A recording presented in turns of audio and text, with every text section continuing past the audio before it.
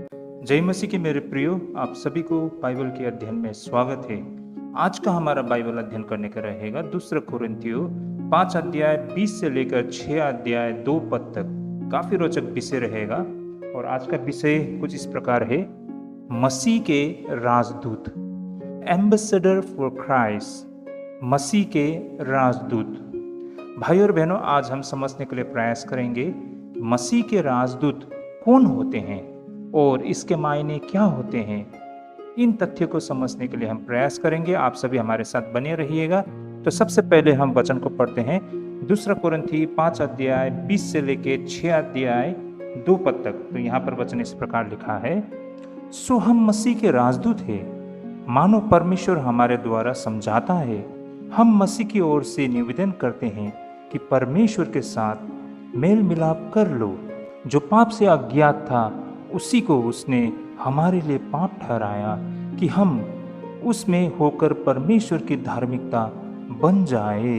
और हम जो उसके सहकर्मी हैं यह भी समझाते हैं कि परमेश्वर का अनुग्रह जो तुम पर हुआ व्यर्थ न रहने दो, क्योंकि वह तो कहता है कि अपनी प्रसन्नता के समय मैंने तेरी सुन ली और उद्धार के दिन मैंने तेरी सहायता की। देखो अभी वह प्रसन्नता का समय है, देखो अभी उद्धार का यह दिन है। आमेन।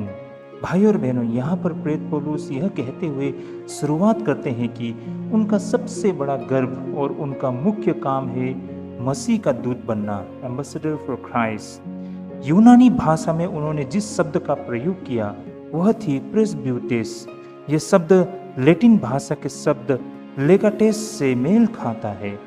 इसे हम इस तरह समझ सकते हैं, रोमन साम्राज्य में प्रांत दो तरह के होते थे, शांत और सुरक्षित प्रांत जहां कोई सेना नहीं होती थी, इन्हें सेनेट के अधीन रखा जाता था। और दूसरी ओर अशांत या फिर बगावती प्रांत जहां सैनिक तैनात रहते थे, इन्हें सम्राट के सीधे अधीन रखी जाती थी। तो यहाँ पर कहने का तात्पर्य ये थे कि जो अशांत प्रांत होती है वहाँ के अधिकारी सम्राट की ओर से शासन करते थे और उन्हें लेगाटेस या फिर प्रेस्ब्यूटेस कहा जाता था। इसलिए ये शब्द हमें उस व्यक्ति की तस्वीर दिखाती है जो सीधे सम्राट से आदेश पाकर कार्य किया करते थे। और ठीक उसी तरह प्रेरित पौलुस भी अपने आप को मानते थे कि उन्हें सीधे प्रभु यीशु मसीह ने नियुक्त किया है ताकि वे कलीसिया के काम को पूरा करें। आसान भाषा में कहे तो प्रेरित पौलुस अपने आप को मसीह के प्रतिनिधि मानते थे, यानी कि राजदूत जिन्हें यीशु ने खास तौर से अपना संदेश पहुंचाने और कलीसिया की सेवा करने के लिए नियुक्त किया था। लेकिन भाई और बहनों, प्रेस्ब्यूटेस और लेगाटेस शब्द का एक और भी रोचक अर्थ है। जैसे कि जब रोमन सेनेट यह तय कर लेता था कि किसी देश को रोमन साम्राज्य के प्रांत बनाया जाना है, तो वे अपने 10 प्रतिनिधियों यानी कि प्रेस्ब्यूटेस या फिर लेगाटेस को वहां भेजा करते थे। ये प्रतिनिधि विजय सेनापति के साथ मिलकर हारे हुए लोगों के साथ शांति की शर्तें तय किया करते थे और नए प्रांत की सीमाएं निश्चित किया करते थे। वहां के प्रशासन के लिए संविधान को बनाया करते थे और फिर वापस जाकर सेनेट के सामने अपनी पूरी जानकारी प्रस्तुत किया करते थे। ये लोग इस जिम्मेदारी के लिए जाने जाते थे कि वे नए लोगों को रोमन साम्राज्य के परिवार में शामिल करें। ठीक उसी तरह प्रेरित पौलुस भी अपने आप को ऐसा व्यक्ति मानते थे जो लोगों को परमेश्वर की शर्त बताते हैं ताकि वे परमेश्वर के राज्य के नागरिक बन सके और उसके परिवार का हिस्सा हो सके। आसान शब्दों में, जैसे रोमन प्रतिनिधि नए देशों को अपने साम्राज्य में शामिल करते थे, वैसे ही प्रेरित पौलुस लोगों को परमेश्वर के राज्य में शामिल किया करते थे। वे लोगों को बताया करते थे कि प्रभु यीशु मसीह के द्वारा वे परमेश्वर के परिवार का हिस्सा बन सकते हैं। तो भाई और बहनों, राजदूत का काम बहुत जिम्मेदारी वाली होती है। उदाहरण के लिए मान लीजिए भारत का राजदूत किसी और देश में रहता है, वहाँ के लोग अलग भाषा बोला करते हैं, उनकी परंपराएं अलग होती है और उनके जीवन जीने के तरीके भी बहुत अलग होती है। फिर भी वह राजदूत भारत का प्रतिनिधि होता है। मसीहा का जीवन भी ऐसा ही होती है। वह इस संसार में रहता है, यहाँ कार्य करता है, लोगों के साथ घुल मिल जाता है, पर उसका असली घर स्वर्ग में होता है। इसलिए वह इस दुनिया में अजनबी की तरह नहीं है। यदि कोई व्यक्ति दुनिया से बिल्कुल अलग जीवन जीने को तैयार नहीं है, तो वह मसीह जीवन को सही मायने में नहीं जी सकता है।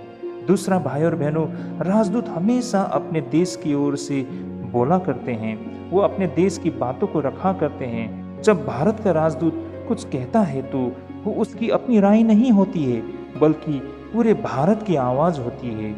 इसी तरह मसीहों को भी कई बार अपने लिए नहीं, बल्कि मसीह यीशु की ओर से बोलना पड़ता है।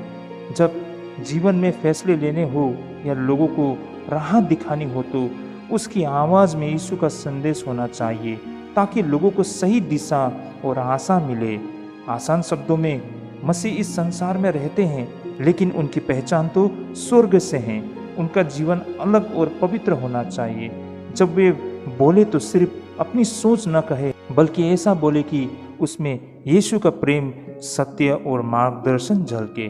बिल्कुल उस राजदूत की तरह जो हमारे भारत देश को प्रतिनिधि करता है किसी अन्य देश में, और वो अपनी ओर से नहीं बोलता है, वो पूरे भारत की ओर से बोलता है। और एक तथ्य को हम यहाँ पर समझने के लिए प्रयास करते हैं, जैसे कि किसी भी देश की प्रतिष्ठा उसके राजदूत के हाथों में होती है।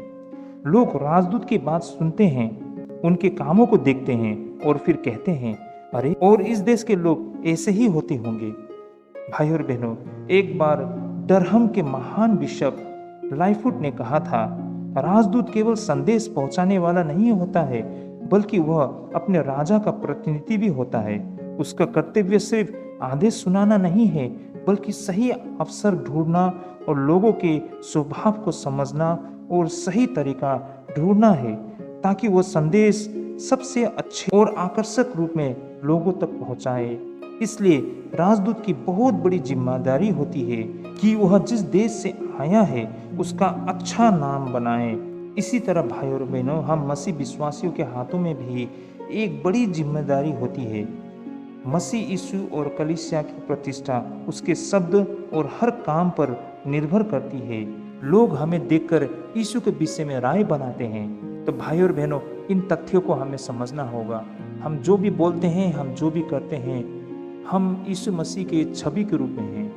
इन बातों को हमें हर बात पर, हर काम पर हमें ध्यान रखना होगा। आगे हम यहाँ पर प्रेरित पौलुस के उस संदेश को भी देखते हैं जो हम 20 पद में देख पाते हैं। जैसा यहाँ लिखा है, सो हम मसीह के राजदूत हैं, मानो परमेश्वर हमारे द्वारा समझाता है।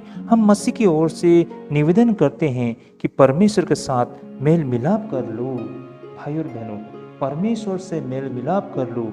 बाइबल कभी यह नहीं कहती है कि परमेश्वर को मनाना पड़ेगा, बल्कि बाइबल हमेशा ये कहती है कि मनुष्य को परमेश्वर से मेल मिलाप करना है, क्योंकि परमेश्वर कभी दूर नहीं हुआ, बल्कि इंसान ही उससे दूर चला गया है। परमेश्वर ने ही पहल की है।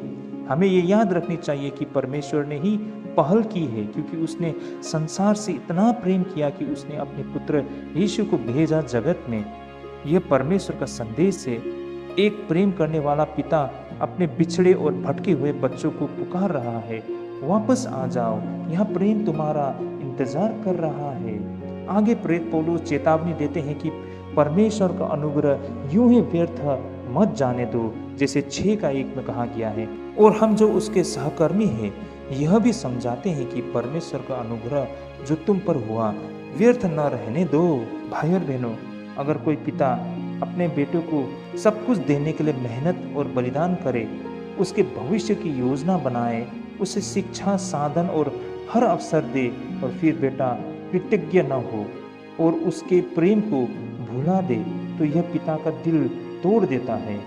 यह वैसा ही है भाई और बहनों, जब परमेश्वर हमें अपना अनुग्रह देता है, लेकिन हम उसे ठुकरा कर अपनी मूर्खता और जिद में जीते हैं। भाई और बहनों, इस तरह से तो हम फिर से प्रभु यीशु मसीह को क्रूस में चढ़ा रहे हैं और परमेश्वर के दिल को तोड़ रहे हैं।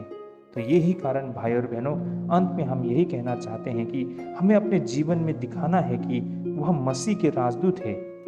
अंततः भाई और बहनों, इस पाठ से जो हम सीख सकते हैं, जो समझ प्राप्त कर सकते हैं, वो ये है कि हमें अपने जीवन से दिखाना है कि हम मसीह के राजदूत हैं। हमारे शब्द और काम प्रभु यीशु मसीह का प्रतिनिधि करते हैं। लोग हमें देखकर मसीह के विषय में सोचते हैं। हमें परमेश्वर के प्रेम को स्वीकार करना है और उसका अनुग्रह व्यर्थ नहीं करना है। प्रिय भाई और बहनों, हम सबको बुलावा है कि हम परमेश्वर से मेल मिलाप करें, उसका प्रेम स्वीकार करें और अपने जीवन से प्रभु यीशु मसीह का नाम को बढ़ाएं। यही मसीह जीवन की सबसे बड़ी जिम्मेदारी और आशीष है। मैं आशा करता हूँ आज के अध्ययन से इन तथ्यों को हमने समझा है कि मसीह का राजदूत कौन होते हैं, उसके क्या मायने होते हैं, उनकी क्या जिम्मेदारी होते हैं। तो हम अपने आप को मसीह के राजदूत मानकर हम अपने जीवन में हमारी सोच, हमारे व्यवहार, हमारे आचरण में हमें बदलाव लाना होगा। हम जो भी करते हैं हम यीशु मसीह का प्रतिनिधि करते हैं, हम स्वर्ग राज्य का प्रतिनिधि करते हैं। हमें लौटकर फिर से स्वर्ग राज्य में जाना है, ये हमें कतई नहीं भूलना है। तो भाई और बहनों, मैं आशा करता हूँ हमारे आज के अध्ययन हमें आत्मिक संसार के बारे में बहुत अच्छी समझ और ज्ञान देती है। इसी सत्य तथ्य के साथ आज के अध्ययन को हम यहीं पर स्थगित करते हैं। प्रभु आप सभी को ढेरों आशीष करे। जय मसीह की।